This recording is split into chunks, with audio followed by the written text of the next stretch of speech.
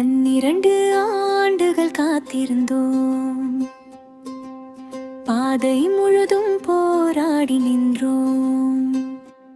கல்வி அமைச்சர் மாணவர்களின் எதிர்காலம், ஆசிரியர்களின் எதிர்காலம் உணர்ந்ததால்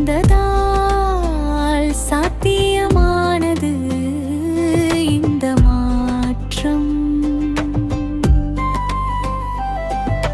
கனவை இன்று நனவாக்கி வைத்தீர் அன்புள்ள விஜய் அண்ணா.